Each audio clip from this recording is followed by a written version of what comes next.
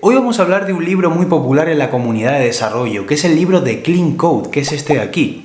He tenido la oportunidad de leérmelo y de consultarlo varias veces y creo que he sacado varios puntos muy interesantes que pueden ayudarte a mejorar como programador y que hagas un código más clean, más cleanardo, más limpio, ¿vale?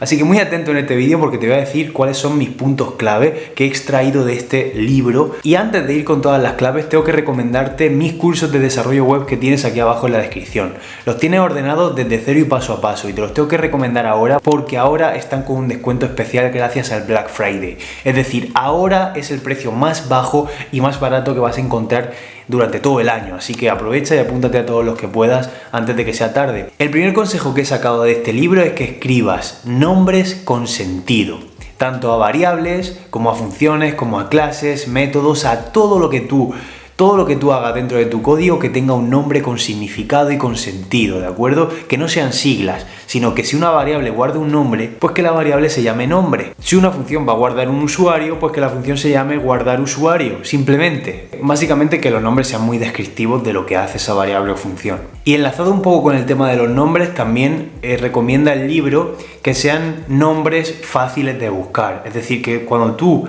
quieras buscar esa función en tu IDE, pues puedas escribir el nombre fácil de esa variable, ¿no? O de esa función y lo puedas encontrar. Por ejemplo, si es una función para guardar un usuario, como te he dicho, pues que puedas poner guardar usuario y puedas encontrar esa función o esa variable o esa cosa de manera mucho más fácil, ¿vale? Nombres descriptivos, nombres simples, nombres que se puedan leer fácilmente y nombres que sean fácilmente buscables. Otro consejo que da el libro muy interesante es a la hora de nombrar tus clases, tus funciones, tus métodos, que el nombre que tú le pongas a la clase sea un nombre. Por ejemplo, si hablamos de usuarios, pues el nombre de la clase sería usuario. ¿Por qué? Porque esa clase, cuando se cree el objeto, va a representar un elemento que refleja a otro elemento del mundo real, ¿no? A otro objeto del mundo real. Por ejemplo, un usuario, una persona. Pero a la hora de nombrar una función o un método, debería ser un verbo. Por ejemplo, crear. Si tienes un método dentro de tu clase usuario que se llama crear, es una acción dentro de tu clase. Entonces, sería mejor ponerle crear, ¿vale? Que ponerle otro tipo de nombre. Entonces, eso tendría más sentido ponerle un nombre que sea como una acción, un verbo, crear, registrar, loguear, cualquier cosa así, que ponerle otro nombre, ¿de acuerdo? Login, registro, tiene más sentido que sea un verbo, porque es una acción de un objeto que va a representar un objeto de la vida real, ¿no? Por decirlo así. Por ejemplo, si ponemos el ejemplo de un coche, pues tú le pones a la clase coche y dentro tiene un método de acelerar, frenar, todo esto son verbos, ¿vale? Entonces, eso sería una recomendación muy buena. También el libro recomienda que para un mismo concepto utiliza el mismo nombre, es decir, no varíes de entidad en cada parte del código. Por ejemplo, tú puedes tener un usuario en la aplicación, pero que en una parte lo llame usuario, en otra persona y en otra individuo. Si van a atacar a la misma tabla de la base de datos o van a hacer algo similar, porque son la misma entidad, no renombres esa entidad, siempre llama al usuario. Esto es algo lógico, pero el libro sí que lo remarca. Otra cosa que se recomienda en el libro es que las funciones sean pequeñas, no sean muy largas. Y porque supuestamente cuando la función es muy larga se hace menos mantenible. Según el libro, la función cuanto más pequeña, más concreta, mejor. Sí puedes tener una función grande, pero que sea un conjunto de varias funciones pequeñas, ¿vale? Eso es lo que recomienda. Luego ya tú haz lo que quieras. Otro consejo relacionado con las funciones es que las funciones deben hacer una sola cosa. Y si una función hace varias acciones o tiene varios niveles de abstracción, ¿de acuerdo? Pues entonces haz varias funciones, ¿de acuerdo? No hagas una sola función. Por ejemplo, un ejemplo muy simple, muy fácil que se me viene a la mente. Por ejemplo, no hagas una sola función para el login y el registro de un usuario. Por ejemplo, si estás haciendo una aplicación web, no tengas la misma función para el login y el registro, aunque podrías hacerlo con una mera condición. Simplemente crea una función para el login y otra para el registro. Este es un ejemplo muy burdo, ¿no? Pero se podría aplicar a mil cosas, porque hay funciones que son muy largas, porque hacen un proceso largo dentro del flujo de una aplicación, pero ese proceso largo se podría dividir en varias funciones más pequeñas, las cuales sean invocadas en el momento concreto y que luego se puedan reutilizar. Una pregunta que nos resuelve este libro es ¿cuántos parámetros tiene que tener una función o cuántos argumentos debería tener una función? El libro dice que entre 0 y 3, que más de 3 parámetros por función ya sería mala práctica, porque se haría más insostenible y la función no cumpliría los puntos que he dicho anteriormente. No haría una sola cosa, sino que haría demasiadas cosas. Entonces para eso tengo varias funciones que no tengan ningún parámetro y las llamo dentro, o directamente tengo funciones más pequeñas con menos parámetros, ¿vale? Entonces dice que lo recomendable no es tener más de 3 parámetros. Si tienes más de 3, malo, la función puede ser demasiado mantenible. Un poco relacionado con esto, también recomienda no tener muchos flags, es decir, no tener muchos parámetros que sean true o false para luego hacer una condición dentro. Dice que es preferible tener funciones pequeñas, ¿de acuerdo?, que no utilicen ningún tipo de flag de este tipo, ningún parámetro que sea un flag para luego meter una condición. Dice que es preferible no tener eso y tener funciones pequeñitas que no reciban ningún parámetro pero que sí que hagan una cosa concreta y que su nombre indique directamente lo que hace la función. Dice que eso es buena práctica. Esto sobre el papel queda muy bien, pero muchas veces no se puede hacer, ¿vale? El libro también habla de los daños colaterales. Y ojo a esto, porque esto es un concepto muy curioso. Comenta que si tú tienes una función que tiene un nombre, loguear usuario o registrar usuario, ¿vale?, o guardar usuario, como quieras. Tú tienes esa función, pero esa función aparte de guardar el usuario, hace más acciones por sí misma, ¿vale? Está ocultándote información. No te está diciendo toda la verdad solamente con el nombre de la función. Por tanto, si la función hace más cosas de lo que dice el nombre, sería un daño colateral. Por tanto, sería recomendable tener otra función para evitar generar ese daño colateral dentro de la función y que realmente la función como tal represente el nombre que tiene. Y luego tener una función extra que haga esa otra cosa, pero que tenga su nombre correspondiente. Entonces no hacer no generar ese daño colateral, ¿no? Otro consejo que da el libro es que no te repitas, el don't repeat yourself, el dry, el típico dry. Esto es algo ya súper conocido en el mundo de la programación.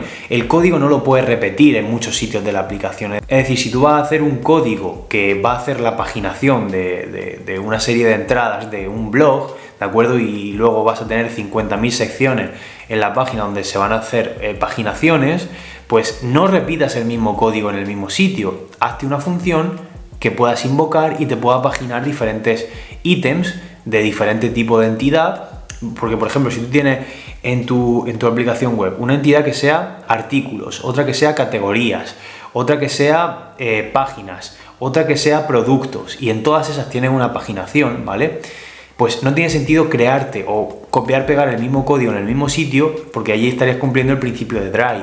Entonces, se recomendaría antes crearte una función que aceptara diferentes tipos de entidades, no solamente entradas o publicaciones, sino también productos.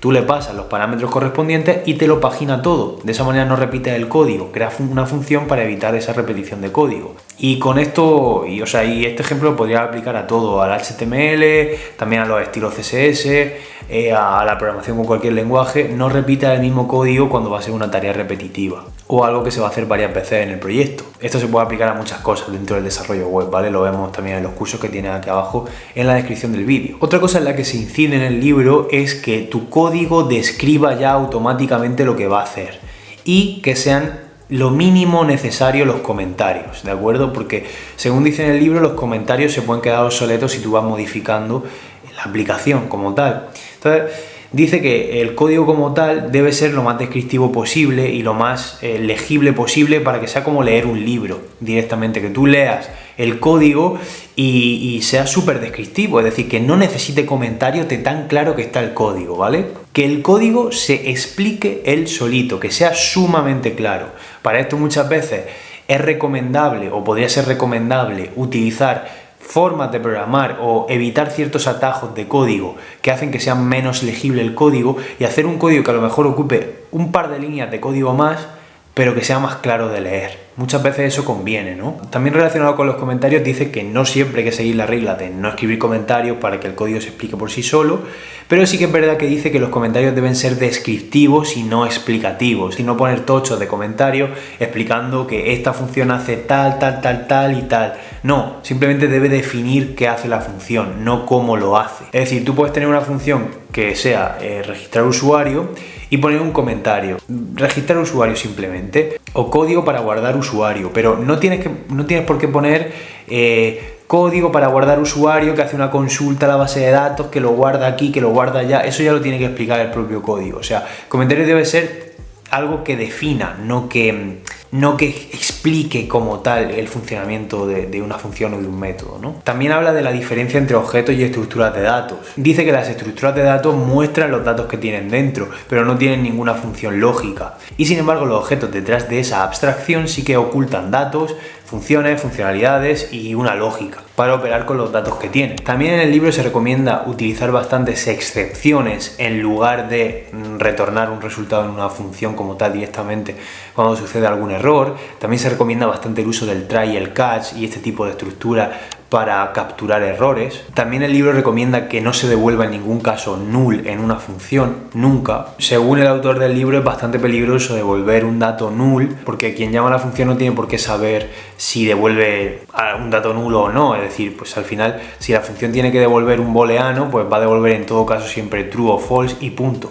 ¿Vale? No tienes por qué devolver en ningún caso un dato nulo, por ejemplo. Otra cosa que me llamó la atención del libro son las 3 leyes del TDD. La primera es que no puedes escribir código para producción sin haber escrito antes un test que falle. La segunda es que no puedes escribir más de un test que falle. Y la tercera es que no debes escribir más código de producción del necesario para superar un test que fallaba. También recomienda que se mantengan los tests limpios y que vayan evolucionando conforme el código va evolucionando, pues bueno, para que sean más mantenibles esos tests. También dice que todas las reglas de código limpio que hemos visto anteriormente también aplican a los tests. También recomienda que cada test compruebe una sola cosa, aunque bueno, muchas veces tampoco se puede cumplir esto. O sea, lo que estamos viendo en este vídeo no siempre tiene por qué cumplirse, porque en la programación hay muchísimas situaciones que no siempre se pueden cumplir, porque son muy variadas las situaciones que pueden suceder. Entonces, no siempre todo tiene que hacerse perfecto según los estándares de Clean Code, no siempre. Entonces, esto siempre es bueno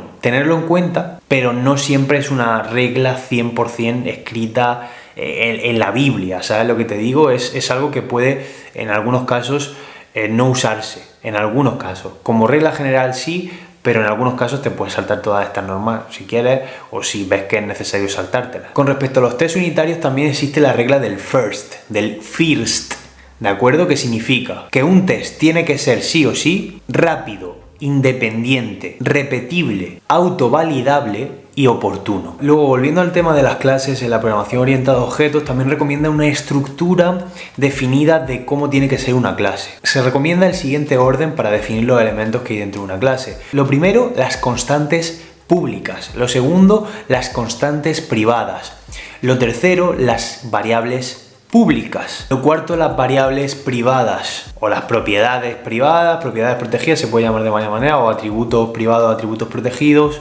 Y después los métodos o funciones públicas y después los métodos privados y después los protegidos, ¿vale? Esa sería más o menos la estructura y el orden que da. Es un orden súper lógico porque creo que todo el mundo lo hace así, pero bueno, para que quede claro. Otra cosa que dice también es que las clases en general tienen que tener una sola finalidad como tal, ¿no? Una clase tiene que tener una sola finalidad y también comenta que hay que seguir el principio de responsabilidad única. Otro consejo que da es que en una clase haya pocas variables y haya mucha cohesión, es decir, si yo tengo una variable, debería tener un método que trabajara con esa variable. También durante el libro se recomienda utilizar los principios SOLID, que ya hice un vídeo de esto que te dejo por aquí para que vayas a verlo. Y obviamente en el libro se habla de muchísimas más cosas, pero estas son las más importantes que yo saco en claro para traértelo aquí sobre la mesa. Así que si quieres aprender a programar, te dejo aquí abajo en la descripción todos mis cursos para que te apuntes y aprendas conmigo, todo desde cero, de manera práctica. Y aquí en la pantalla te dejo este vídeo para seguir aprendiendo cosas de código limpio que hice hace un tiempo, pero está muy interesante porque también son más conceptos que saco de este libro y de mi experiencia en general para que sigas aplicándolo a tu código y puedas programar de manera más limpia, más mantenible, más escalable y mejor. Dale por aquí y nos seguimos viendo ahí. Chao.